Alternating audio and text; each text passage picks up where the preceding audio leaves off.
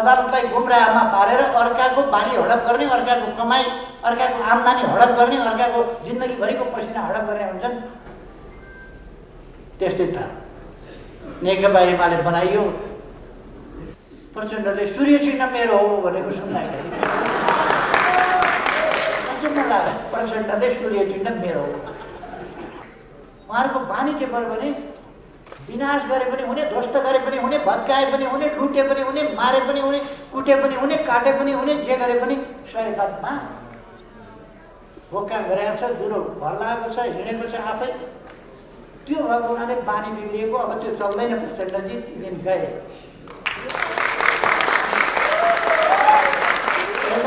तपाईँले एउटा class pass गर्नु, अर्को क्लासमा गएपछि जान दिनुभयो, रिजल्टमा फेल हुनुभयो भने फेल भइसकेपछि फेरि उही क्लासमा फर्किँदैन, उही क्लासमा फर्किन्छ नि। 8 को जान दिनुभयो, फेल हुनुभयो, 8मा बस्नु। अनि अदालतमा एउटै पार्टी गरी पाउनु, गर न एउटा पार्टी, गर एउटा पार्टी। अदालतले गरिदिने हो एउटा पार्टी। यो पार्टी मिलाइदिने काम अदालतको हो। म पनि महन्तजीको पार्टी मिलाइ पाऊँ भनेर निवेदन हाल्छु।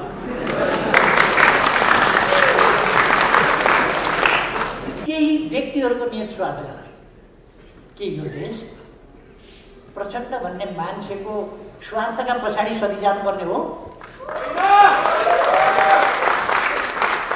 अनि नमागे न्याय दियो अदालतले भनेर तपाईँले नमागेको दियो होला। तपाईँले त अर्काका नाममा पार्टी दर्ता गर्नुभएको थियो। ऋषि कटेललाई त मागेकै थियो नि त। अनि दुईटा झगडिया मध्ये दुईटैले मागेको। जे गरे पनि हुन्छ। उहाँहरूको बानी के पर्यो भने विनाश गरे पनि हुने, ध्वस्त गरे पनि हुने, भत्काए पनि हुने, लुटे पनि हुने, मारे पनि हुने, कुटे पनि हुने, काटे पनि हुने, जे गरे पनि सयकमा होका गरेको छ, जुरो भल्लाएको छ, हिँडेको छ आफै। त्यो भएको हुनाले बानी बिग्रिएको। अब त्यो चल्दैन। प्रचण्डजी ती दिन गए।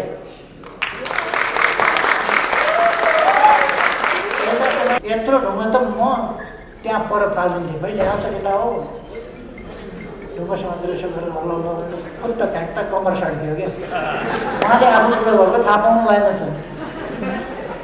भैँसै सम्झिएर छेलो फाल्न खोज्दा कम्मर सड्कियो। म प्रचण्डजीलाई उमेर सम्झिन आग्रह गर्न चाहन्छु।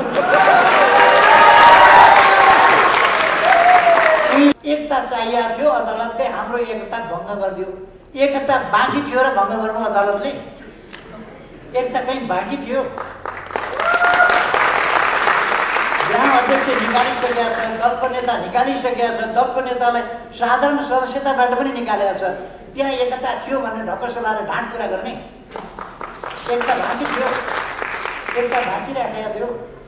प्रचण्डले सूर्य चिन्ह मेरो हो भनेको सुन्दाखेरि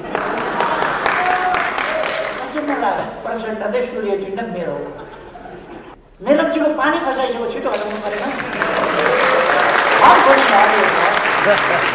छिटो हटाउनु पऱ्यो। मुद्दा लडेर जाली फटा हुन्छन् गाउँघरमा। केही मुद्दा लडेर अनेक हिसाबले जाली तर्क प्रमाण अनेक पसारेर अदालतलाई गुमराहमा पारेर अर्काको बाली हडप गर्ने, अर्काको कमाई, अर्काको आम्दानी हडप गर्ने, अर्काको जिन्दगीभरिको पसिना हडप गर्ने हुन्छन्। कस्तो बाक स्वतन्त्रता छ! वाह! ज्याकेट भएर फुत्त फ्याँकिदिन पाइन्छ।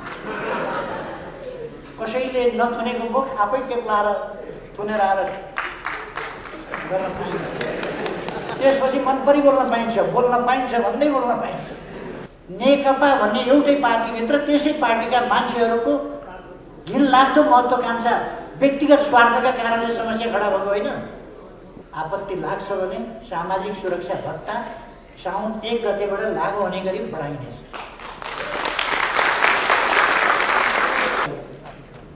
सम्झिने दिन पनि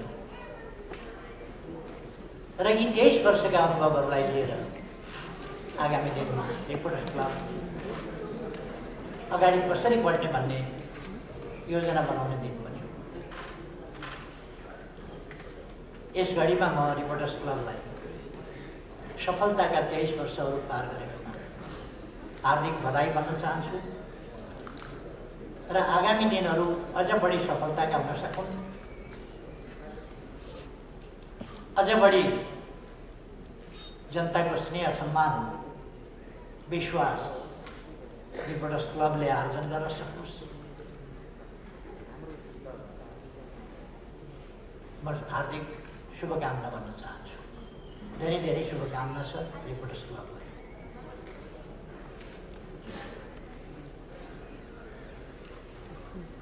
आज पुरस्कृत हुने साथीहरू सबैलाई म हार्दिक बधाई भन्न चाहन्छु। तपाईहरुको कामको, तपाईहरुको योगदानको मूल्याङ्कन भएको छ र त्यसप्रति सम्मान गरिएको छ। म खुसी व्यक्त गर्न चाहन्छु र पुरस्कृत साथीहरूलाई आगामी दिनका लागि अझ ठुला सफलताको निम्ति अझ बढी पुरस्कृत हुँदै सम्मानित हुँदै जानुहोस् भन्ने शुभकामना पनि भन्न चाहन्छु। मैले देखेसम्म, बुझेसम्म, अनुभव गरेसम्म रिपोर्टर्स क्लबले मिसन पत्रकारिता भन्दा स्वच्छ पत्रकारिता, निष्पक्ष पत्रकारितामा विश्वास गर्यो। मिसन पत्रकारिता पुरस्कार चाहिँ राखिएर चाहिँ क्या हो जस्तो लाग्यो। केही मिसन पत्रिकाहरू हुन्छ जो, केही मिसन पत्रकारिता हुन्छ जो सत्यको मतलब छैन। मिसन के गर्न खोजे हो त्यो गरेर छु।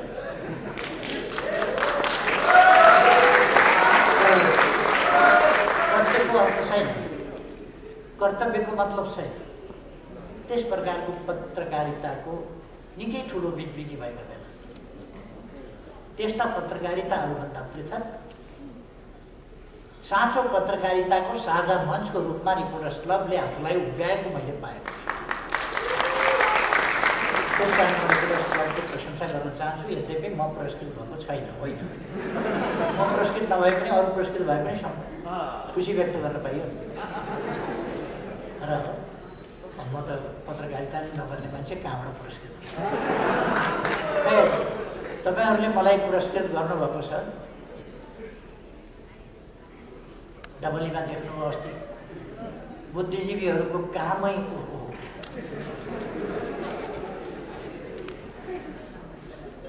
त्यहाँ मोडरेटरको काम देख्नुभयो होला तपाईँहरूले। बुद्धिजीवी मोडरेटर क्या स्ट्यान्डर्ड थियो। त्यस्तो जमानामा त्यहाँ बोलेर सुन्नुभयो। मैले त गर्नुसम्म गरेकै हो। केपी ओलीलाई मैले अध्यक्षबाट पनि हटाएकै हो, दलको नेताबाट पनि हटाएकै हो, साधारण सदस्यताबाट पनि हटाएकै हो। म एकताको निम्ति गर्नसम्म मैले योगदान गरेकै हो, प्रयास गरेकै हो। केपी ओलीले भन्नु मेरो योगदान तपाईँहरूले बुझ्नुभएकै होला। मैले त केपी ओलीलाई त सदस्यबाट पनि हटाएको हो नि एकताका लागि, वामपन्थी एकताका लागि मैले त हटाएकै हो। अब यो भाषण कता तालमेल त्यो अलिकति मैले मेरो नपाएको नि। एकता भन्ने शब्दको अपमान योभन्दा बढी डबलीमा लगेर हुर्मत लिने काम। यतापट्टि दुःखको कुरो बुझिँदैन। यहाँ बसेर राम्रो बुझिँदैन कुरा, त्यो प्रतिध्वनित भएर आउँछ। त्यता अलि बुझिन्छ। अघि ऋषि भाइले थुप्रै ताली खानुभयो, राम्रै बोल्नु भएछ भन्ने ठानेर मैले पनि घरिघरि पड्काएँ।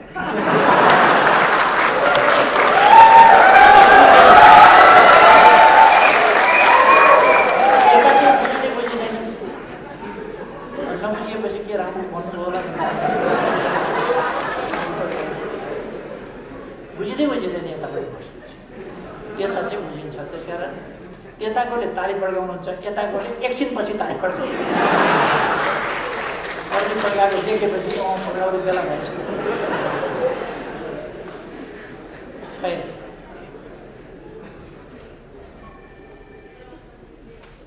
देश सङ्कटमा परेको छ। सङ्कट होला, केपी ओलीलाई पर्या होला, प्रचण्डलाई पर्या होला, माधव नेपाललाई पर्या होला। देशलाई कहाँ सङ्कट पर्यो, केमा सङ्कट? तपाईँहरूले केमा सङ्कट पर्यो भन्नुहोस् त? केमा सङ्कट पर्यो? तनखा आएन कि जागिर गयो कि केमा सङ्कट पर्यो तपाईँहरूलाई? मजदुरलाई केमा सङ्कट पर्यो, किसानलाई केमा सङ्कट पर्यो, संविधानलाई केमा सङ्कट पर्यो, व्यवस्थालाई केमा सङ्कट पर्यो? राम्रो नबुझिए पनि सङ्घीय लोकतान्त्रिक गणतन्त्रको रक्षा, अघि मैले भर्खर सुने, सङ्घीय लोकतान्त्रिक गणतन्त्र खतरामा पर्यो भनेर, यो बाँचोस् भनेको थियो अरे, खतरामा पर्यो अरे सङ्घीय लोकतान्त्रिक गणतन्त्र। के भएछ? केही बिमारी त सङ्घीय लोकतान्त्रिक गणतन्त्रलाई म देख्दिनँ। कुनै कहीँबाट खतरा आएको त देख्दिनँ। चुनाव भएर सङ्घीय लोकतन्त्रलाई खतरा पर्छ भने त अब 20 महिनापछि त लोकतान्त्रिक गणतन्त्र, सङ्घीय लोकतान्त्रिक गणतन्त्र त खतरामा पर्नै हो नि। चुनाव गर्दा खतरामा पर्छ। यो कुरा अलिकति तालसुरका कुरा गर्नु मान्छेले, तालसुरका। अदालतले मैले गरेको सिफारिस, विघटनको सिफारिस रद्द गर्यो। राजनीति बुझेर गर्यो कि राजनीति हेरेर गर्यो कि संविधान हेरेर गर्यो कि संविधानको व्याख्या गरेर गर्यो कि? व्याख्या त गर्ने पाइँदैन भन्थ्यो संविधानले, देखे अनुसार गर्नु भन्थ्यो। खै 11 फागुनमा मेरो सिफारिस बदल गरेर विघटित प्रतिनिधि सभा पुनर्स्थापना गर्दा म कुनै आवेश उत्तेजनामा पनि आएन, केहीमा पनि आएन। अदालतको आफ्नो बुझाइ हुन्छ, आफ्नो प्रक्रिया हुन्छ, उसले आफ्नो फैसला गर्ने हो। हामीले लोकतन्त्रमा अदालतको फैसलालाई मान्ने हो, त्यसलाई कार्यान्वयन गर्ने हो, मान्ने हो, त्यसलाई कार्यान्वयन गर्ने। अनि त्यस बेला दङ्ग परेर फुरफुर भएर अदालतकी जय जय गान गरेर अबीर जात्रा, अब के खाइयो त्यो नाम फेरि फागुन 23 गते 12 दिनपछि अर्को फैसला, 12 दिनपछि अर्को फैसला आउँदा अब अदालत कामै नलाग्ने भयो। फेरि कामै नलाग्ने भयो। अर्को पार्टीको नाउँमा दर्ता गरिएछ। मेरै पार्टी अर्काको पार्टीको नाममा दर्ता भएछ, नाम सरकै भयो। अब नाम सरकै मिलेपछि अर्काले मुद्दा हाल्यो। मेरै पार्टीको नामसँग ठ्याम्मै मिल्ने गरी अर्को राखेर दर्ता गरेर हामीलाई ओझेल पार्ने, हाम्रो चाहिँ अस्तित्वै समाप्त पार्ने काम हुन भएन। इन्साफ पाऊँ, न्याय पाऊँ भनेर उसले माने। अदालतले फैसला गर्यो, ठिकै हो, अर्काको नाममा दर्ता गर्न पाइँदैन। त्यो दर्ता खारेज भयो। दर्ता खारेज भइसकेपछि तपाईँले एउटा क्लास पास गर्नु, अर्को क्लासमा गएपछि जाँच दिनुभयो, रिजल्टमा फेल हुनुभयो भने फेल भइसकेपछि फेरि उही क्लासमा फर्किँदैन, उही क्लासमा फर्किन्छ नि। 8 को जाँच दिनुभयो, फेल हुनुभयो, 8मा बस्नु। दर्ता भएको थियो, दर्ता खारिज भयो, फेरि पहिलेकै ठाउँमा आयो। पहिलेकै ठाउँमा आएपछि अदालतले के भन्यो भने निर्वाचन आयोगलाई आदेश दियो, 15 दिनको म्याद देऊ। उनीहरू नयाँ नाम लिएर फेरि एउटै पार्टी दर्ता गर्न चाहन्छन् भने त्यो त दर्तै भएन नि। दर्ता नभएपछि, दर्ता खारिज भएपछि पहिलेकै ठाउँमा गए। एकता गर्नै खोजेको हो भने नयाँ नाम लिएर आऊ। मैले प्रचण्डजीलाई फोन गरेँ, पार्टी अलग अलग भयो अदालतको फैसलाबाट। हामी कुरा गरौँ। निर्वाचन आयोगले अदालतको आदेश बमोजिम हामीलाई 15 दिनको म्याद दिएको छ। अरू पार्टीसँग नजुट्ने गरी नयाँ नाम लिएर दर्ता गर्न आउनु। एउटै पार्टी बनाउने हो भने, नत्र आफ्ना आफ्ना पार्टी चलाउने हो भने त छँदैछ। एउटै पार्टी बनाउने हो भने 15 दिनभित्र दर्ता गर्न आउनु। मैले उहाँलाई फोन गरेँ, केन्द्रीय कमिटीको बैठक छ, सकिएपछि तपाईँलाई फोन गर्छु, अनि भेटेर। एकछिनपछि अनलाइन खबर सबर आदि इत्यादिमा आयो। केपी ओलीले फोन गरेका थिए, मैले बैठक छ भने मलाई भेट्न मन थिएन, मैले टार्दिएँ, भेट्दिनँ। अनि एकता चाहिएको थियो, अदालतले हाम्रो एकता भङ्ग गरिदियो। एकता बाँकी थियो र भङ्ग गर्नु अदालतले? एकता कहीँ बाँकी थियो? ग्राम अध्यक्ष निकालिसकेका छ, दलको नेता निकालिसकेका छ, दलको नेतालाई साधारण सदस्यताबाट पनि निकालेका छ। त्यहाँ एकता थियो भन्ने ढक्क लाएर ढाँट कुरा गर्ने? एकता बाँकी थियो, एकता बाँकी राखेका थियो। तैपनि मैले कुरा गर्नलाई फोन गरेँ। उहाँले त्यसलाई मजाक बनाएर अखबारबाजी गर्नु फोन गरेका थियो। मैले भेट्दिनँ, इच्छा थिएन, तर्काइदिएँ, टार्दिएँ। ठिक छ नि त, आफ्नो आफ्नो पार्टी चलायो। अनि दिदा नखाने राति गएर कोल चाट्ने भने 15 दिनभित्र अर्को नाम अरूसँग नजुट्ने गरी आऊ त भनेकै छ त, गए हुन्थ्यो नि त। फोन सम्पर्क गर्दा कुरा गर्न पनि इच्छा नगरेर भाग्ने। अनि अदालतले हामीलाई फुटाइदियो भने मुद्दा लडेर जाली फटा हुन्छन् गाउँघरमा के मुद्दा लडेर अनेक हिसाबले जाली तर्क प्रमाण अनेक पसारेर अदालतलाई गुमराहमा पारेर अर्काको बाली हडप गर्ने, अर्काको कमाई, अर्काको आम्दानी हडप गर्ने, अर्काको जिन्दगीभरिको पसिना हडप गर्ने हुन्छन्। त्यस्तै त नेकपा एमाले बनाइयो, नेकपा एमाले बनाइयो। त्यो खोसेर लाने म त छक्क परेँ। प्रचण्डले सूर्य चिन्ह मेरो हो भनेको सुन्दाखेरि अचम्म लाग्यो। प्रचण्डले सूर्य चिन्ह मेरो हो। मैले दृष्टान्त पनि दिएँ। केटाकेटीहरू कहिले गेले अर्को बच्चाको खेलौना कति राम्रो एकछिन देऊ न भन्छ, अनि सामान दिएपछि यो त मेरै हो। धुर्किसकेपछि दारी जुगा फुल्न थालेपछि पनि त्यसो गर्ने? राम्रो रहेछ म पनि यसो ल्याउन भन्ने, त्यसपछि मेरै हो। खै आज पुनरावलोकनका लागि जानुहोस्। अदालत कुनै मजाक गर्ने ठाउँहरू? दर्ता खारिज गरिदियो, पार्टी आफ्ना आफ्ना भइसके। डबलीमा बोल्ने मान्छेसँग एकता, सही कुरा गर्नुपर्छ नि। एकता गर्ने भन्यो, त्यहाँबाट सिद्ध्याउनै खोजेको सिद्ध्याउनै पर्छ। त्यही डबलीमा बोल्ने त्यो हुन्छ नि मेडिएटर, त्यो बुद्धिजीवीहरूको भूमिका, मोडरेटरको भूमिका जस्तो थियो। ती मोडरेटरहरू सोकल्ड डेमोक्रेसीका लागि कति योगदान गरेका छ, कसका स्वार्थ बोकेर पुगेका छन्, अनि माखौल उडाएका छन् डेमोक्रेसी। किन तपाईँहरू केपी ओलीलाई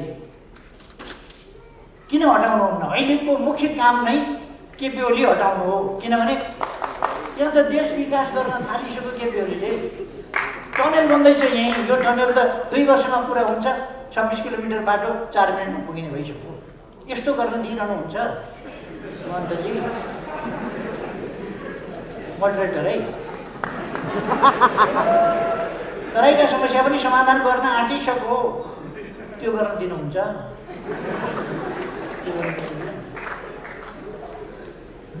विप्लवका समस्या समाधान गरो, सिके राउतका समस्या समाधान गरो। पूर्व पश्चिम राजमार्ग चौडा गर्दैछ, तुइन हटाइसक्यो, झोलुङ्गे पुलहरू बनाइसक्यो, ठुला हाइवेहरू कति बनाइसक्यो। अहिले त दिनमा लगभग 10 किलोमिटर जस्तो बाटो बन्ने स्थिति दैनिक। मेलम्चीको पानी खसाइसक्यो, छिटो हटाउनु परेन? छिटो हटाउनु पऱ्यो। उहाँहरूको त्यही पोलिटिक्स होइन।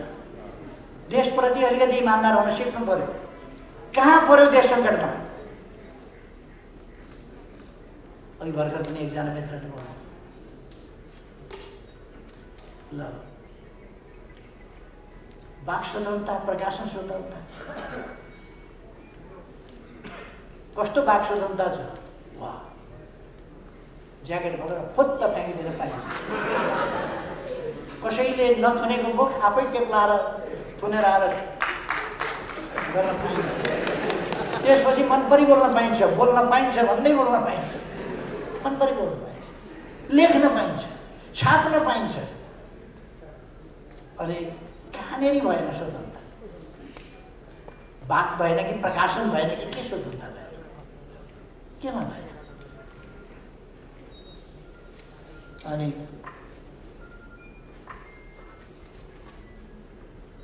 सङ्घीयतामा समस्या के पर्यो?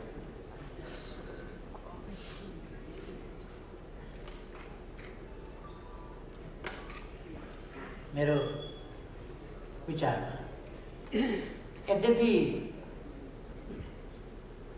केही समस्याहरू, केही अनुभूतिहरू, केही फिलिङ्सका कुराहरू छन्, तर अब फिलिङ्स बाहेक भन्ने हो भने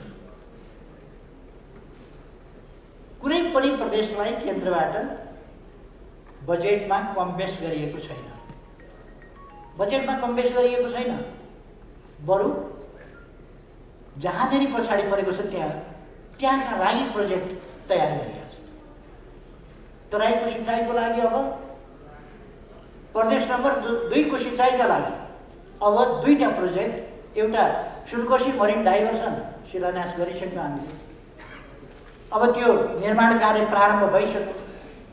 अब सुनकोशी कमला डाइभर्सन सुरु गर्छौँ र त्यसो गर्दाखेरि अहिलेको आयोजनाले बारा, रौतहट, सर्लाही, महोत्तरी र धनुषालाई सिँचाइ गर्छ। 1,85,000 बिघा सिँचाइ गर्छ र अर्को सुनकोशी कमला डाइभर्सनले 1,70,000 बिघा जमिन सिँचाइ गर्छ, जुन कुरो हामी अब निकट भविष्यमा गर्दैछौँ। अनि कुनै प्रदेशप्रति भेदभाव होइन। हुलाकी राजमार्ग, सिमानामा बाँधिएका बाँध वा बाटाका नाममा बनाइएका हल्का संरचनाहरूले डुबान जुन गर्थ्यो त्यसलाई खोल्ने प्रबन्ध। अघिल्ला सरकारहरूले त बाँध बाँधेको त ठुलो हेरेका थिए नि त, अहिले त बाँध खोल्ने काम गरिरहेको छ।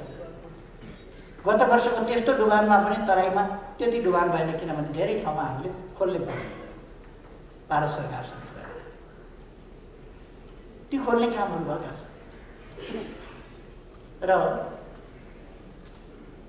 हुलाकी राजमार्ग, त्यो हुलाकी राजमार्ग हामी जन्मिनभन्दा अगाडिको राजमार्ग बाटो हो।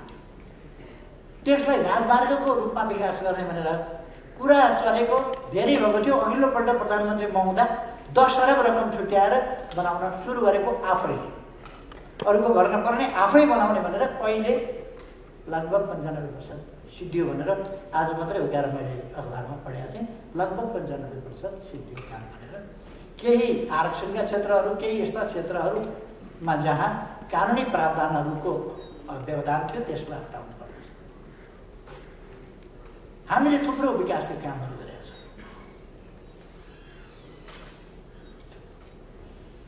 एकजना बुद्धिजीवीजीले एउटा आर्टिकल लेख्नुभएको रहेछ।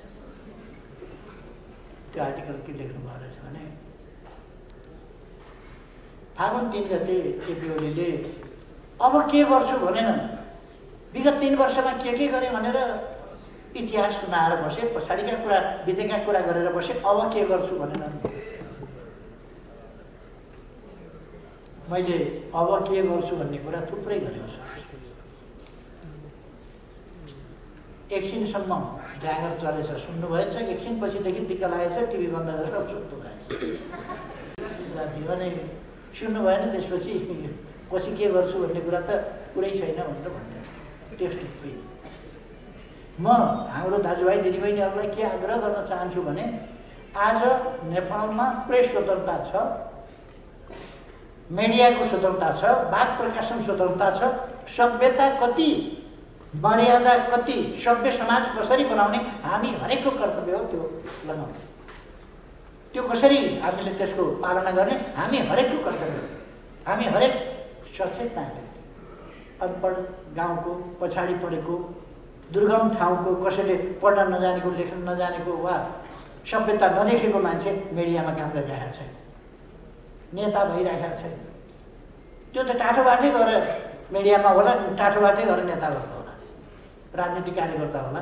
त्यस्ता टाठाबाठाहरूले आफ्नो सामाजिक मर्यादा सभ्यता जस्ता कुराहरू कायम राख्ने कर्तव्य हुन्छ। हाम्रो गौरवपूर्ण सभ्यताको परम्परा, शिष्टताको परम्परा, मर्यादाको परम्परा, हाम्रो त पितृदेव भव गुरुदेव भव आदि हामी आफूभन्दा ठुलाहरूलाई सम्मान गर्ने, सानाहरूलाई स्नेह गर्ने, त्यो हाम्रो सभ्यता हो। त्यसमा कति हामी अरूका नकल गर्दैछौँ, कति नकलभन्दा बढी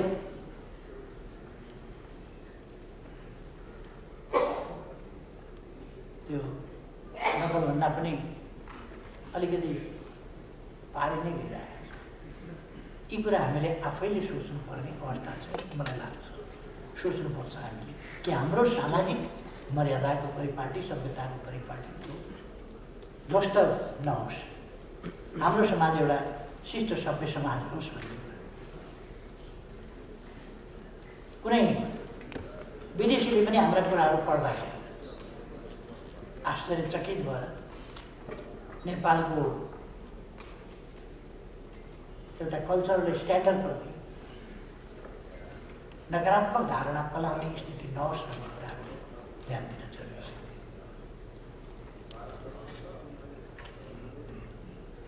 नेपालको सञ्चार जगतको क्षेत्रमा आज पनि सञ्चार क्षेत्रसँग सम्बन्धित एउटा कार्यक्रम छ। यसमा म भन्न चाहन्छु, सरकार पूर्ण रूपमा स्वतन्त्रताका हकहरू, प्रेस स्वतन्त्रता, वाक स्वतन्त्रता लगायतका स्वतन्त्रता, सञ्चार क्षेत्रका तमाम स्वतन्त्रता लगायत अन्य स्वतन्त्रताहरूको पक्षमा दृढताका साथ खडा छ। सरकार कति मर्यादित व्यवहार भएको छ, कति सभ्य व्यवहार भएको छ, त्यो तपाईँ हामीले एकछिन आनन्द मान्ने कि नमान्ने कुरा होइन। यसको असर दूरगामी रूपमा हुन्छ हाम्रो समाजका लागि। हामी महिलाहरूलाई कतिको सम्मानजनक ढङ्गले व्यवहार गर्छौँ, हेर्छौँ, हाम्रो दृष्टिकोण के छ? अथवा अरू हिसाबले कहीँ पनि एउटा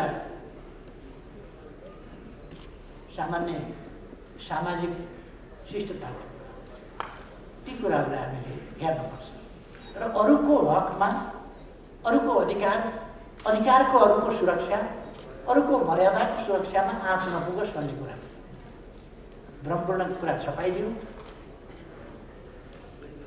ब्ल्याकमेलिङको बाटो समात्यो, भ्रमपूर्ण कुरा छपाइदियो, मान्छेको चरित्र हत्या गरिदियो, परिवार विशृङ्खलित बनाइदियो, त्यस्तो हुन थाल्यो भने उछालिदियो। त्यस प्रकारको शैली हाम्रो शैली होइन। त्यसबाट हामीले स्वतन्त्रताको उपभोग गर्दा सही ढङ्गले उपभोग गर्नुपर्छ, नत्र भने त्यसको दुरुपयोग हुने खतरा छ। अब त हामीले सिक्नुपर्छ, यति उछलकुद भइसकेपछि अब त हामीले सिक्नुपर्छ भन्ने मलाई लाग्छ। सरकार यसमा स्वतन्त्रतामा कुनै बन्देज लगाउने या कुनै नियन्त्रण गर्ने अथवा कुनै अङ्कुश लगाउने वा कुनै हिसाबले न्यून गर्ने पक्षमा छँदै छैन र हुँदैन। सरकारको तर्फबाट सञ्चार क्षेत्रलाई पुर्याउनु पर्ने सहयोग, त्यसलाई गर्नुपर्ने अरू, त्यसलाई फस्टाउनका लागि गर्नुपर्ने सहयोग, त्यस सन्दर्भमा गच्छले भ्याएसम्म सरकार त्यो गर्न तयार छ। त्यसकारण साथीहरू यसमा दुःख गर्नुभयो हुन्छ भन्ने म आग्रह गर्न चाहन्छु। केही मान्छेहरूले आज देशको राजनीतिलाई दमिल्याउन खोजेका छन् आफ्नो निज स्वार्थका लागि, केही व्यक्तिहरूको निज स्वार्थका लागि। के यो देश प्रचण्ड भन्ने मान्छेको स्वार्थका पछाडि सधि जानुपर्ने हो? अनि एउटा मान्छेहरूले भन्ने गरेका छन्, लेख्ने गरेका छन्, आधा आधा भनेको थियो, खोइ आधा आधा। अनि त्यो आधा आधा भन्ने कागज बिचैमा प्रचण्डले च्यातेर कार्यकारी चाहियो भनेर कार्यकारी लेखाएर 5 वर्षै तपाईँ गर्नुहोस् भनेर अर्को कागज गरे होइन। त्यो पहिलेको कागज च्यात्या होइन एउटा। दोस्रो, उहाँले आधा आधा गर्ने भनेपछि त्यसमा के थियो भने आधा गरिन्जेल उहाँले सहयोग गर्नुपर्थ्यो। आधा भनेको 60-40 को कुरा हो, हाम्रो बाँड्ने चलन त्यसै गरी थियो। ल छोडिदियो, अढाई वर्ष गऱ्यो। त अढाई वर्ष गर्दा तपाईँहरूले सबैले सुन्नुभयो होला। त्यसपछि पनि मैले भने अहिले चैतमा महाधिवेशन गरौँ, अध्यक्ष हुनुहोस्, को हुनुपर्छ। चैतमा महाधिवेशन गरौँ, अध्यक्ष हुनुहोस्। चैतमा महाधिवेशनको म्याद पनि तोकिया थियो नि त। तपाईँहरूलाई सबैलाई सम्झना छ। यो चैतमा महाधिवेशनको म्याद तोकिएको थियो, यही 25 गतेदेखि 30 गतेसम्म। यो 25 गतेदेखि 30 गतेसम्ममा त अध्यक्ष माधव नेपाल जसलाई अध्यक्ष हुन मन लाग्यो भइहाल्थ्यो। त्यसमा मैले त म हुन्न भनेर भनिदिएकै थिएँ। यति हतारो लाग्यो कि त्यो अग्दाली दिवाला पनि हाताथ्यो, तुरन्तै चाहियो, अहिले चाहियो। त्यो पनि नगर्यो। मसँगै अध्यक्षमा चुनाव लडेर हारेका मान्छे महाधिवेशनबाट ल्याउन भन्दाखेरि हुँदैन। बिचैमा हारेको मान्छे जितेको मान्छेसँग मलाई चाहियो, मलाई चाहियो, मलाई चाहियो। धन्न मेरो निर्वाचन क्षेत्रको उहाँ पर्नु भएन छ, नत्र मेरो निर्वाचन क्षेत्रमा भए चुनाव पनि हारिसकेपछि मलाई चाहियो भन्न थालियो। त्यस्तो मान्छे मेरो निर्वाचन क्षेत्रमा धन्न भइन्छ, नत्र भने उहाँले चाहिँ चाहियो चाहियो भन्न थालियो। यस्ता खालका कुराहरू माधव नेपाललाई मैले तेस्रो अध्यक्ष पनि हुन्छ। अरूले उचाल दिए, कहाँ तपाईँ चाहिँ अब तेस्रो भइराख्ने, तपाईँ त ठुलो मान्छे पो हो भनेपछि खान्न भन्नु। ठिक छ, पछि त प्रचण्डभन्दा पछिकै अध्यक्ष फेरि बस्नु त उहाँ गएर सडकमा त अध्यक्ष भनिनु।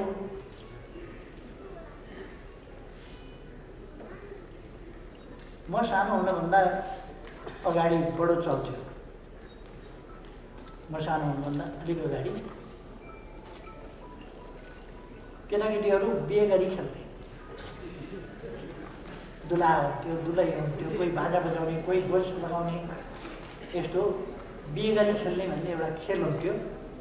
अहिले मेरो पालोमा अलिक भएन, मभन्दा अलिक अगाडिसम्म चाहिँ यो खेल बडा चल्थ्यो हाम्रो समाजमा। केटाकेटीहरू खेल्थे, बिहे गरी खेल्थे, दुला हुन्थ्यो, दुलै हुन्थ्यो, खेल सिद्धिएपछि सिद्धियो। त्यहाँ त प्रधानमन्त्री पनि भइहाले, अध्यक्ष पनि भइहाले, के भए, 10 जनालाई पार्टीबाट निकाले, सडकबाटै पार्टीबाट 10 जनालाई निकाले, उपनेता पनि निकाले, अनेक निकाले, महासचिवलाई पनि निकालिदिए, अर्कोलाई पनि निकाले, हो सडकबाटै, सडकको राज।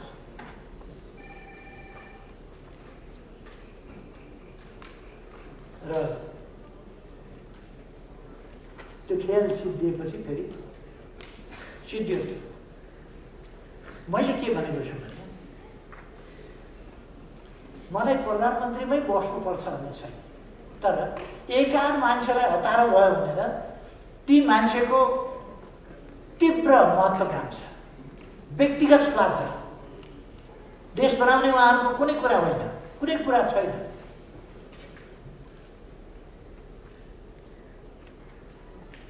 आफ्नो पदको स्वार्थ, त्यसका लागि देशलाई सङ्कट परेको छ भने तिनै मान्छेहरूका कारणले परेको छ। के भएको थियो? कहाँ तानाशाही भएको थियो? पुनर्निर्माणका काम भएका थिएनन् ती यस बिचमा? अरू काम भएका थिएनन् कि? हामीहरूले खानीहरूको अन्वेषण गरेका थिएनौँ कि? खानीहरू स्थापनाका लागि अगाडि बढाएका थिएनौँ कि? शिक्षाका क्षेत्रमा, स्वास्थ्यका क्षेत्रमा काम गरेका थिएनौँ कि? यति कोभिड-19 हुँदा पनि हुन त रिपोर्टर्स क्लबको आजै लोकार्पण गरिएको संस्थागत मुखपत्र, त्यसमै पनि नागरिकले आफैले पैसा तिरेर परीक्षण गराउनु पर्ने, आफैले पैसा तिरेर उपचार गराउनु पर्ने भन्ने गलत तथ्याङ्क प्रस्तुत गरिएको छ। सरकारले परीक्षणको पैसा सरकारले तिरेको छ। अब कहीँ कतै गएर तपाईँले सरकारले नदेख्ने ठाउँमा गएर परीक्षण गराउनु भयो, निजीतिर गएर कतै परीक्षण गराउनु भयो भने त निजीले त लिन्छ होला। तर सरकारले निःशुल्क पिसिआर टेस्टको व्यवस्था गरेको छ, सरकारले निःशुल्क उपचारको प्रबन्ध गरेको छ, सरकारले निःशुल्क धेरै देशहरूमा, भन्दा धेरै विकसित देशहरूमा खोप छैन, हाम्रो देशमा खोप पनि ल्याएको छ र लगाइ पनि 20औं लाखलाई लगाइसकेको छ। हिजो मात्रै पनि हामीले 8 लाख डोज खोप फेरि दियौँ चाइनाबाट अनुदान स्वरूप प्राप्त खोप। अनुदानमा प्राप्त भएको त निःशुल्क लगाइदिने नै होइन, त्यो मात्रै होइन, किनेर भए पनि जसरी भए पनि सम्पूर्ण जनतालाई निःशुल्क खोप सरकारले उपलब्ध गराउँछ भनेर हामीले डिक्लेयर गरेका छौँ। अनि अब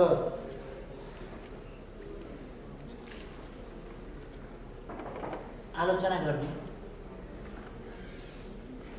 सरकार बनाउने बित्तिकै पहिलो बजेटमा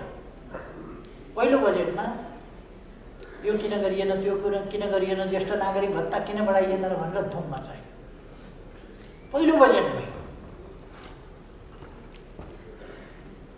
र हामीले गत बजेटमा बढायौँ। सामाजिक सुरक्षाका प्रबन्धहरूको क्षेत्रमा थुप्रो काम हामीले गर्यौँ। योगदानका आधारमा सामाजिक सुरक्षा जस्ता कुराहरू गर्यौँ। त्यसर्थ अरू पनि सामाजिक सुरक्षाका कामहरू हामी गर्दै जान्छौँ। अब पनि साउन 1 गतेबाट सामाजिक सुरक्षा भत्ता अलिक बढ्छ नै, लागु हुने गरी साउन 1 गतेबाट लागु हुने गरी बढ्छ। कसैलाई आपत्ति लाग्छ भने फेरि मैले भनिदिन्छु, आपत्ति लाग्छ भने सामाजिक सुरक्षा भत्ता साउन 1 गतेबाट लागु हुने गरी बढाइनेछ। अब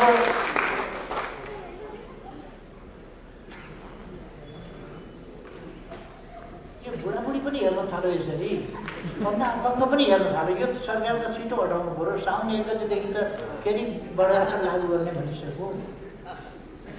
अब मान्छेहरूलाई यो छटपटी भरेबाट अर्को सुरु हुन्छ, निद्रा लाग्दा। हामीले उत्तरदक्षिण रेलको कुरा गऱ्यौँ, हामीले के अरे काठमाडौँ रक्सौल रेलको कुरा गऱ्यौँ, पूर्व पश्चिम रेल अब छिटै शिलान्यास गर्दैछौँ, पूर्वबाट छिटै शिलान्यास गर्दैछौँ। अहिले कतिपय ठाउँमा बाटोहरू पनि राखेका छन्, राइट अफ वे स्पष्ट गरिएको छ, त्यहाँ क्षतिपूर्ति दिने अधिग्रहण गर्ने कामहरू भइरहेका छन्। रेल ल्याएर धेरै वर्षपछि रेल किनेर आफ्नै रेल अब छिटै नै सञ्चालन गरिँदैछ। आफ्नै रेल बर्दिवाससम्म हो, रेल छिटै सञ्चालनको शिलान्यास गरिन्छ। रेल किनेर ल्याएको तपाईँहरूले अस्ति नै हेरिसक्नु भएको छ, रेल किनेर ल्याइसकेको छ, सञ्चालनको तालले हाइवेहरू मध्य पहाडी राजमार्ग, मध्य भण्डारी राजमार्ग, पूर्व पश्चिम राजमार्ग, हुलाकी राजमार्ग, पूर्वदेखि पश्चिमसम्म सिमाना, दक्षिण सिमानाको छेउ अलिक माथि, त्यसभन्दा अलिक भित्रबाट र मध्य पहाडबाट र तीसँग लिङ्क गर्ने अरू बाटाहरू, राजमार्गहरू, जसले गर्दा यातायातलाई अब नेपाल कहीँ पनि खासै दुर्गम रह्यो भन्ने स्थिति नरहने, कहीँ पनि दुर्गम नरहने गरी। हुम्लामा केही किलोमिटर खोल्न बाँकी छ ट्र्याक, त्यसबाहेक हुम्लाको सदरमुकाम सिमीकोट पनि पुगेपछि देशका सबै सदरमुकामहरू जोडिए। अब हामीले हाइवेहरूबाट पालिकाका सदरमुकामहरू पनि जोड्ने पक्की सडकले जोड्ने अभियान सञ्चालन गरेका छौँ। केही बुद्धिजीवीले टिप्पणी गरेका पाए यो सदरमुकाम जोड्ने एकैचोटि 309 अस्पताल पहिले अस्पताल शिलान्यास गरेका छ।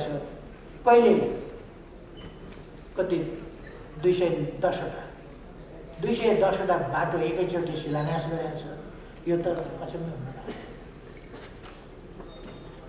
करिब 5000 जसो विद्यालयलाई अब छिटै नै हामी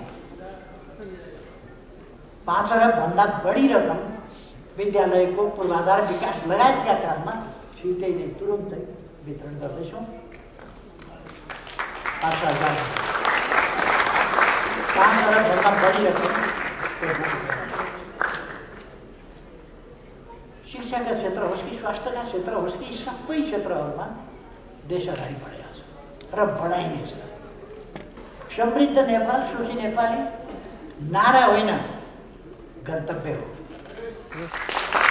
समृद्ध नेपाल सुखी नेपाल हाम्रो साकार हुन सक्ने आकांक्षा हो, जसलाई हामी साकार पारेर छोड्छौँ, निकट गर्छौँ र नेपाली जनताका सपनाहरूलाई छरपष्ट पार्ने र यस देशमा अस्थिरता कायम गर्ने, यस देशलाई सुदृढ एकतामा राष्ट्रिय एकतामा जान नदिने त्यस प्रकारका क्रियाकलापहरू सक्रिय छ। यसपल्टको अस्थिरता के कारणले भएको अस्थिरता? नेकपा भन्ने एउटै पार्टीभित्र त्यसै पार्टीका मान्छेहरूको घिनलाग्दो महत्त्वाकांक्षा व्यक्तिगत स्वार्थका कारणले समस्या खडा भएको होइन। अरू केही थियो छ, अरू केही पनि छैन, त्यतिका कारण। अनि त्यस्ता मान्छेहरूका पछाडि लागेर केही हिँडेको देख्दा पनि अचम्म लाग्छ। त्यस्ता मान्छेका पछि पनि लाग्ने अचम्म लाग्छ। त्यस्ता मान्छेका पछाडि पनि मान्छे 2-4 हिँडेका देख्छु। के भयो? कमसिङ भयो पट्टी त खोल्नु शाखाबाट।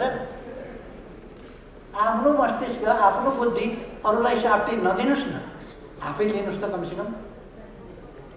केही मान्छेहरू देखेर त अचम्म लाग्छ। आफ्नो खोपडी अरूलाई साफ राख्न दियो अनि आफू चाहिँ पछि यो किन गर्ने?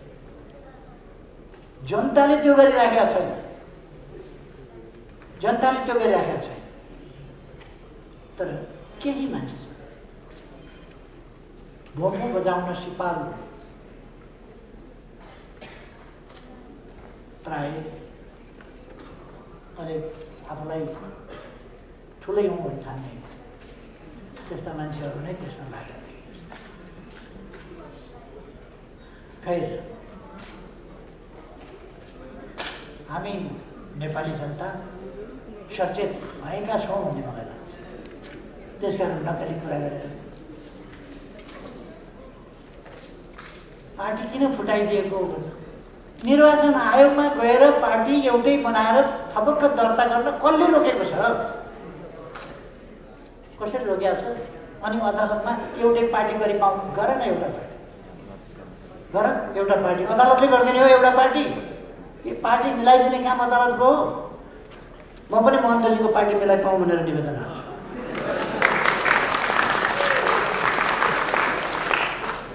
अब उहाँ र म नमिल्ने, अदालतमा गएर महन्तजीको पार्टी मिलाई पाऊँ, त्यो कुनै राजनीति भयो? यो मिल्ने हो भने प्रचण्डजी मिल्न खोजे हो भने मिल्ने बाटो हिँड्नुहोस् न। तपाईँ डबलीको भाषा बोलेर एकताका डिङ हाँक्ने, गफ दिने, डबलीका भाषा बोलेर बेकारका उल्टा फाल्टा कुरा नगरेको।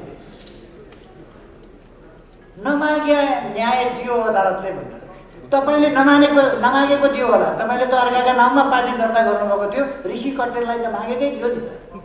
अनि दुईटा झगडिया मध्ये दुईटैले मागेको। एउटी मान्छे घाम, अर्की मान्छे पानी।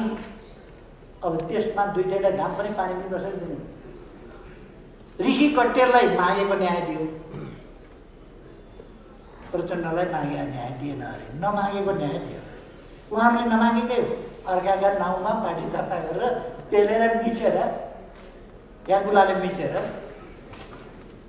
मिच्ने बानी परे क्या पल्किया मिच जे गरे पनि हुने उहाँहरूको बानी के पऱ्यो भने विनाश गरे पनि हुने ध्वस्त गरे पनि हुने भत्काए पनि हुने लुटे पनि हुने मारे पनि हुने कुटे पनि हुने काटे पनि हुने जे गरे पनि सही बातमा हो काम गरेको छ जुरो हल्लाएको छ हिँडेको छ आफै त्यो भएको हुनाले बानी बिग्रिएको अब त्यो चल्दैन प्रचण्डजी ती दिन गए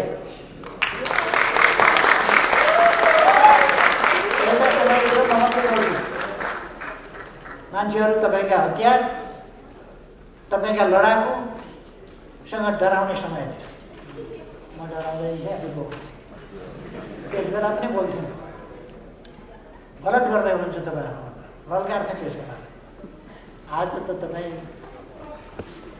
तपाईँका सुकल सेना पनि छैन तपाईँसँग हतियार पनि छैन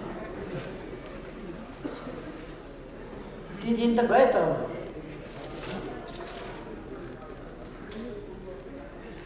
हाम्रो गाउँमा एकजना हजुरबा हुनुहुन्थ्यो छेलो भन्ने खेल हुन्थ्यो ठुल्ठुलो ढुङ्गो टिपेर फ्याँक्ने खेल अनि हजुरबाले भैँस सम्झिनु भएछ यत्रो ढुङ्गो त म त्यहाँ पर फाल्दिन्थेँ कहिले आउँछ केटा हो ढुङ्गोसँग यसो गरेर हल्लाउनु फुत्त फ्याँक्दा कम्मर सड्कियो क्या उहाँले आफ्नो कुरो भएको थाहा पाउनु भएन छ भैँसै सम्झिएर छेलो फाल्न खोज्दा कम्मर सड्कियो म प्रचण्डजीलाई उमेर सम्झिन आग्रह गर्न चाहन्छु उहिले सम्झिएर छेलो फ्याँक्न नखोज्नुहोस् ढाड सड्किन्छ त्यो जमाना गयो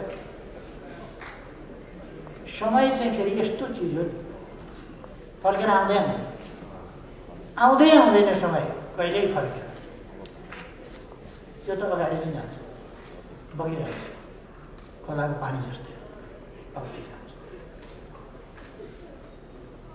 अब अरू विषयहरूमा आज किन जाने रिपोर्टर्स क्लबकै कुरा गरौँ ऋषि धमलाका मेहनत परिश्रम एउटा ग्रासरुटबाट उठेर एउटा मिडिया हाउसकै मालिकको रूपमा सञ्चालकको रूपमा प्रोप्राइटरको रूपमा कहिल्यै उमेरमा भन्नुपर्छ एउटा कपाल फुलेको छैन यति चमत्कार देखाइसक्नुपर्छ रिपोर्टर्स क्लब 23 वर्ष अगाडि केही व्यक्तिबाट सुरु गरेर आज एउटा सर्वाधिक लोकप्रिय संस्थाको रूपमा उहाँले स्थापित गरिसक्नुहुन्छ मन परोस् कि नपरोस् धमलाको हमला जतिसुकै झेल्न परोस् तर पनि त्यो टिभीमा मान्छे जान्छ सबैलाई थाहा छ त्यहाँ पुगेपछि फर्काइदिन्छ फर्काइ पनि दिने चर्को हमलाको सामना गर्नुपर्छ भने घरदेखि मन बनाएर मान्छे जानुपर्छ तर पनि त्यसलाई उपेक्षा गर्न सक्दैन त्यहाँ पुग्नै पर्छ जानै पर्छ बोलाएपछि अर्को ऋषि धमलासँग अर्को एउटा क्षमता छ कोही आउँदिन भन्यो भने क्रेनले उठाएर यदि कोही आउँदैन भन्यो भने त्यसलाई क्रेनले ट्याप्प समातेर ठपक्क ल्याएर यस्तो म्याग्नेट छ ऋषि धमलासँग जुन म्याग्नेटले नजिकै जान्न भने पनि टपक्क तानिहाल्छ नजिकै जान्न भने पनि टपक्क तान्छ त्यो खालको चुम्बकत्व त्यसै कारण रिपोर्टर्स क्लब आज यहाँ छ त्यसै कारण रिपोर्टर्स क्लबले सुरु गर्दाखेरि एउटा सानो भाडाको कोठामा मुस्किलसँगले यति पुरस्कार बाँड्ने हैसियत कहाँ थियो त्यस बेला त्यो त बडो अप्ठ्यारो असहज अवस्था थियो त्यस अवस्थाबाट त्यो प्रणालीसँग जुधेर लडेर भूमिगत मान्छे पनि त्यहाँ भूमिगत हिसाबले ल्याएर बोलाएर भूमिगतै फर्काउने त्यो सामर्थ्य पनि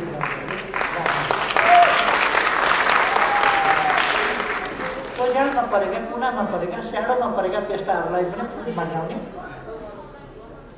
त्यो काम गर्ने नसोचेका इस्युहरू कहिले कहिले सट्ट सामनेमा ल्याइदिने र त्यसले कुन इस्यु कति बेर ल्याउन पर्छ अगाडि त्यसमा बहुतै कुशलतापूर्वक रिपोर्टर्स क्लबले काम गर्यो गरिआएको छ र त्यसमा सबभन्दा बढी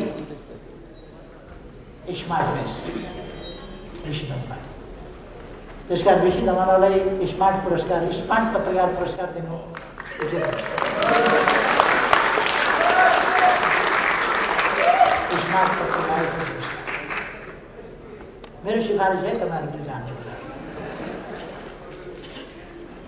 कहिले यो रिपोर्टर्स क्लब आगामी दिनमा आज अवश्य होस्, यसले उन्नति प्रगति गर्दै जाओस्, धेरैको मन जित्दै जाओस्, धेरैको स्नेह जित्दै जाओस्, धेरैको सहयोग प्राप्त गर्दै जाओस्, धेरै ठुलो सेवा देश र जनताका निम्ति।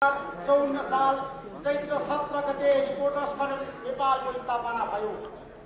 रिपोर्टर्स क्लब नेपालको स्थापना हुँदाखेरि हामी 15-20 जना रिपोर्टर साथीहरू बसेर कोठाभित्र छलफल गरिरहेका थियौँ रिपोर्टर्स क्लब नेपाललाई कस्तो बनाउने, रिपोर्टर्स क्लब नेपालको यात्रा कहाँसम्म पुर्याउने र रिपोर्टर्स क्लब नेपाल सबैको साझा संस्था कसरी बनाउने भन्ने बारेमा हामीले त्यतिखेर जुन किसिमको एउटा टिम बनाएका थियौँ, छलफल गरेर रिपोर्टर्स क्लब नेपालको स्थापना गरेका थियौँ। आज 23 वर्ष पुग्दाखेरि म ऋषि धमाला पनि सम्माननीय प्रधानमन्त्रीज्यू लक्का जवान भइसकेको छु र तपाईँ जस्तो एउटा परिपक्व राजनेता यो देशले पाएको छ। तपाईँको नेतृत्वमा यो देशमा विकास र समृद्धिको यात्रा सुरु हुनुपर्छ भनेर मैले सुरुदेखि नै भनेको थिएँ। आज पनि म त्यो कुरा भन्न तयार छु। हामी सबैले सम्माननीय प्रधानमन्त्री केपी शर्मा ओलीलाई ताली बजाएर अभिनन्दन गरौँ। मेरो आग्रह छ सम्माननीय प्रधानमन्त्रीज्यू, तपाईँ पनि 14 वर्ष प्रजातन्त्रको लागि जेल बस्नुभयो। संघीय लोकतान्त्रिक गणतन्त्रसम्म आइपुग्दाखेरि तपाईँले धेरै आरो अवरोध र चुनौती अप्ठ्याराहरू खेप्दै यो देशको प्रधानमन्त्री तपाईँ बन्नुभएको छ। दोस्रो पटक हामीलाई विश्वास छ, रिपोर्टर्स क्लब नेपाललाई विश्वास छ, यो देशको जनताले, यो देशको तमाम हरेक तबकाले तपाईँलाई मन पराउँछन्। त्यसैले आज तपाईँ सबैको अगाडि लोकप्रिय प्रधानमन्त्रीको रूपमा स्थापित हुनुभएको छ। आज रिपोर्टर्स क्लब नेपाल 23औं वर्षमा प्रवेश गरिरहँदाखेरि हामीले प्रमुख अतिथिको रूपमा तपाईँलाई बोलाएको छ। किन म यहाँहरू सबैलाई सञ्चारकर्मीलाई आग्रह गर्न चाहन्छु, यो कार्यक्रम सबै मिडियाबाट प्रत्यक्ष प्रसारण भइरहेको छ। यहाँ हाम्रो बिचमा एउटा शालीन बौद्धिक नेता पनि हुनुहुन्छ, सबैले मानेको जनता समाजवादी पार्टीका कार्यकारी अध्यक्ष महन्त ठाकुर, तपाईहरु सबैले ताली बजाएर होला पनि अभिनन्दन गर्नु।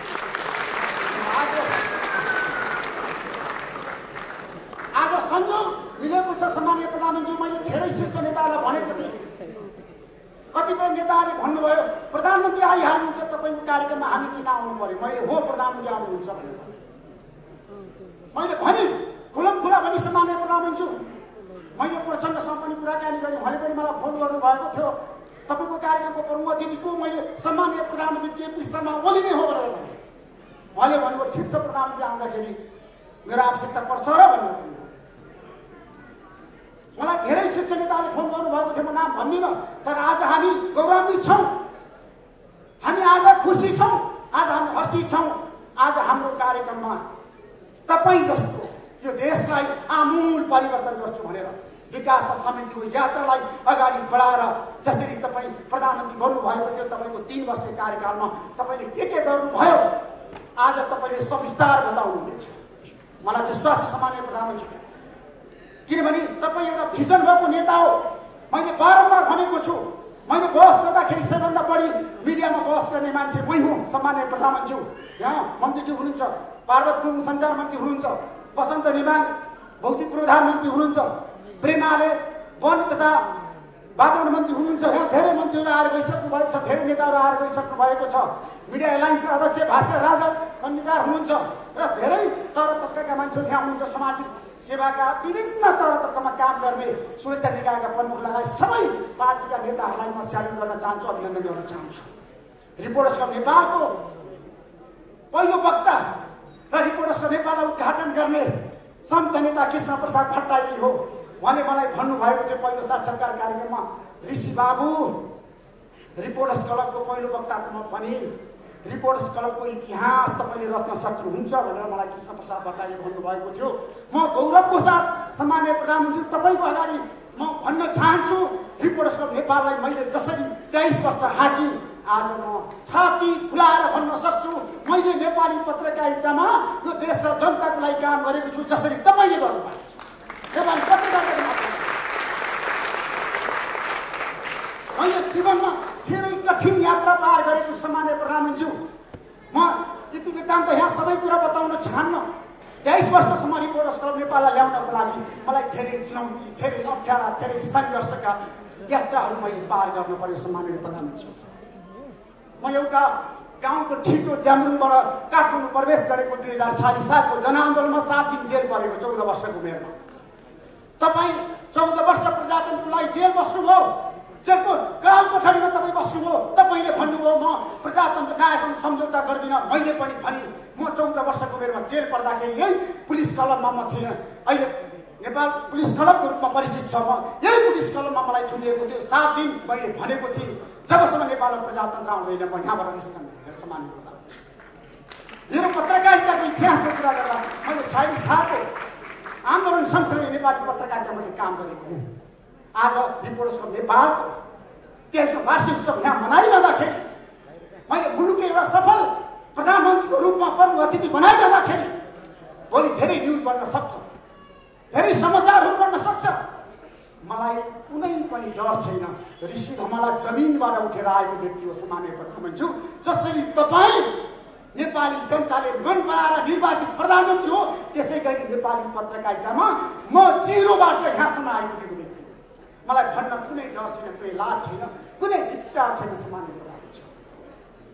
मेरा यात्राहरू, मेरा ती सङ्घर्षहरूसम्म आज आइपुग्दाखेरि मैले 4-5 वटा मिडियाको नेतृत्व गर्ने मौका पाएँ सम्माननीय प्रधानमन्त्री। आज prime time television, Divyadarshan television, Nepali radio network, radio यानारायण लगायत रिपोर्टर्स क्लब र रिपोर्टर्स नेपाल.com लगायत धेरै मिडियाको मैले नेतृत्व गरेको सम्माननीय प्रधानमन्त्री। म एउटा साधारण किसानको छोरो हो। आज यो देशको नेपालको विकास समितिमा नेपाली पत्रकारिताले अब फड्को मार्नुपर्छ, व्यावसायिक पत्रकारिता अगाडि बढ्नुपर्छ भनेर लगातार लागेको व्यक्ति हुँ। त्यसैले आज सम्माननीय प्रधानमन्त्रीज्यू र महन्त ठाकुरलाई साक्षी राखेर म भन्न चाहन्छु, हाम्रो देश भनेको पहाड, हिमाल, तराई र मधेस मिलेर बनेको छ। केपी शर्मा ओली र महन्त ठाकुर मिलेर यो देश बनाउनु छ एकपल्ट मेरो आग्रह छ।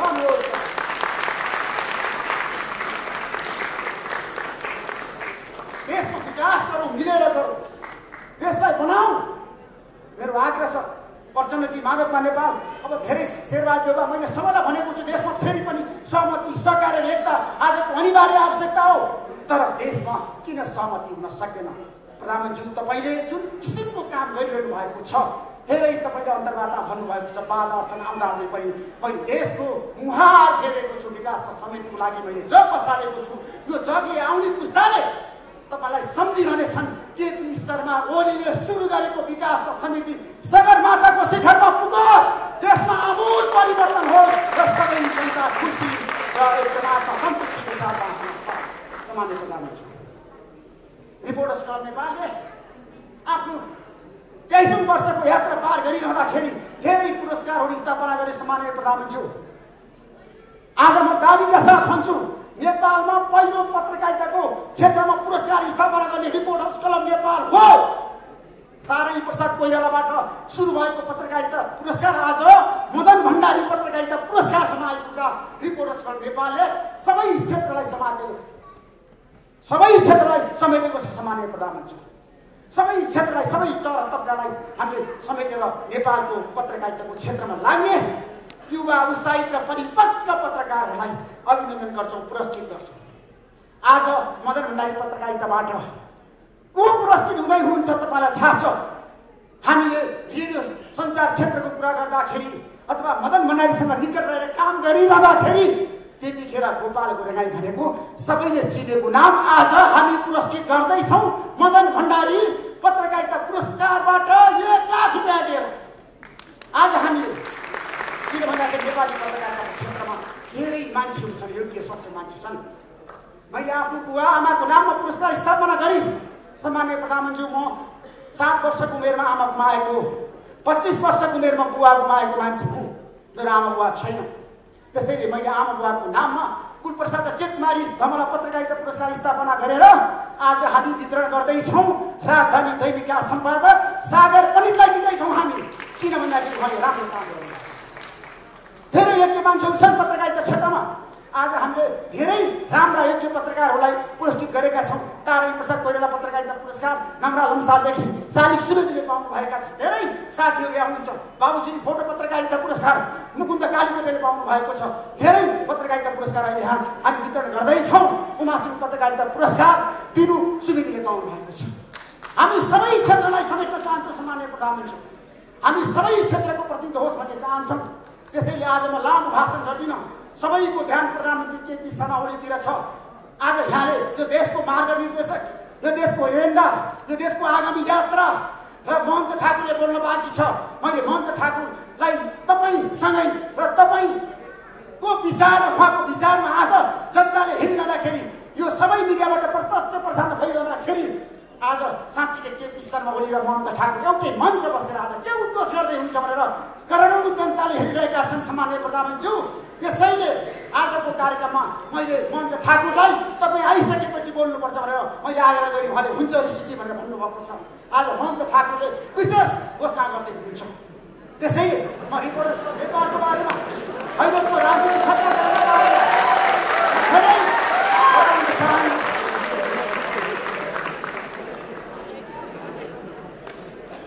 त्यसैले आज हामी एउटा कठिन घडीमा छौँ।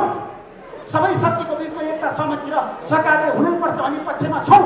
त्यसैले देशमा अब विकास कसको नेतृत्वमा, अब देशमा निकास कसको नेतृत्वमा, त्यो आज केपी शर्मा ओली र महन्त ठाकुरले गर्नुपर्छ।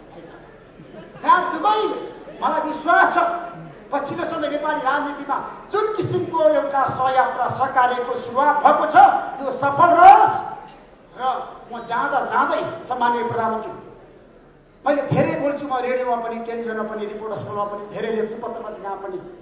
आज मैले बोल्ने होइन, आज बोल्ने सामान्य प्रधानमन्त्री केपी शर्मा ओलीले हो। यहाँ हजारौँ मान्छे तपाईँलाई हेरिरहेका छन्। यहाँ 3 घन्टादेखि तपाईँलाई कुरिरहेका छन्, 12 बजेदेखि अहिलेसम्म। किनभने केपी शर्मा ओलीले आज के बोल्नुहुन्छ। त्यसैले म लामो भाषण गरेर समय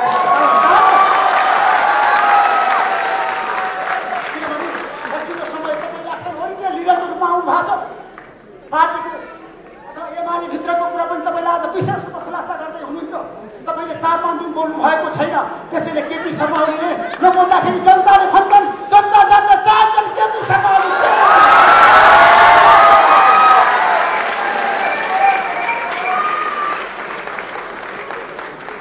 सामान्य प्रधानमन्त्री, आज रिपोर्टर्स क्लब नेपालको 23औं वार्षिक उत्सव मनाइरहँदाखेरि रिपोर्टर्स क्लब नेपालले के गर्यो तपाईँलाई थाहा छ। तपाईँले 2 वर्ष अघि जुन कुरा भन्नुभएको थियो, मेरो बारेमा 16-17 मिनट बोल्नु भएको थियो। अहिले पनि म रस्याङ्ग सम्झिन्छु।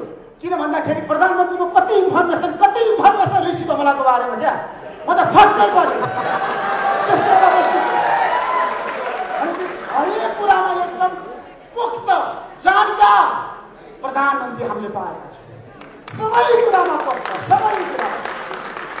त्यसैले रिपोर्टर्स क्लब नेपाल आज 23औं वर्षमा आइपुग्दाखेरि महन्त ठाकुरज्यू तपाईँ आइदिनु भयो। म धेरै आभारी छु तपाईँलाई। एकपटक अब यहाँबाट त नभनौँ, मैले भनेको कि केपी शर्मा ओलीज्यूलाई पनि तपाईँ प्रधानमन्त्री बन्नुहुन्छ भनेर प्रधानमन्त्री बन्नुभयो 2 पटक। म आज घोषणा गर्छु, मलाई कसले के भन्नुहोस् मतलब छैन। एकपटक यो देशको प्रधानमन्त्री महन्त ठाकुर बन्नै पर्छ। मेरो अब त केपी शर्मा ओली र महन्त ठाकुर भूपेन्द्र यादवजी आउनुहोस्।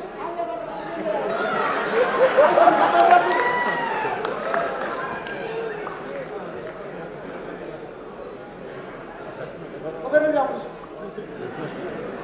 त्यसैले आजको कार्यक्रममा म लामो नबोलिकन अब पुरस्कार वितरण छ। यहाँ धेरै नेताहरू हुनुहुन्छ, शीर्ष नेताहरू हुनुहुन्छ। त्यसैले आजको रिपोर्टर्स क्लबको कार्यक्रममा यहाँहरू सबैलाई म स्वागत गर्दै जाँदै आगामी दिनको यो यात्रा सङ्घीय लोकतान्त्रिक गणतन्त्र नेपाल अगाडि बढ्नको लागि सबैको बिचमा सहकार्य, सहमति र एकता अनिवार्य आवश्यकता छ। हामी मिलौँ, देशमा सबैको बिचमा सहकार्य होस्। नेपाली सञ्चार क्षेत्र जहिले पनि सकारात्मक पोजिटिभ र हामीले सही सूचना सम्प्रेषण गर्नुपर्छ। देश बनाउनु छ, मलाई केही चाहिएको छैन प्रधानमन्त्री, यो देश हामी सबैले बनाउनुपर्छ। हामी सबैको बिचमा एउटा सहकार्य हुनुपर्छ। नेपाली सञ्चार जगतले धेरै पटक चुनौतीहरू पार गर्दै गर्दै गर्दै आज यो क्षेत्र आज सबैको प्रिय बन्नुपर्छ। नेपाली सञ्चार क्षेत्र आज नेपाली जनताको मनमा बस्न सफल भएको छ। नेपाली जनताको चाहना अनुसार नेपाली सञ्चार क्षेत्रले महत्त्वपूर्ण भूमिका निर्वाह गरेको छ। नेपाली सञ्चार जगत आज जनताप्रति उत्तरदायित्व छ, देशप्रति उत्तरदायी छ। यसले खेलेको भूमिका आज सबै नेपालीको लागि सदा प्रिय रहनेछ। हामी सधैँ यो देशको विकास र समृद्धिको पक्षमा रहनेछौँ। देशमा भ्रष्टाचार अन्त्य हुनुपर्छ, सुशासनको प्रत्याभूति जनताले पाउनुपर्छ। आगामी दिनमा पनि हामी त्यही यात्रामा अविरल रूपमा अगाडि बढ्नेछौँ भन्दै सम्माननीय प्रधानमन्त्रीलाई आज प्रमुख अतिथिको रूपमा आइदिनु भएकोमा मुरी हृदयदेखि नै सम्मान गर्दै म आभारी व्यक्त गर्दै यहाँबाट बिदा हुन्छु। हस्त नमस्कार।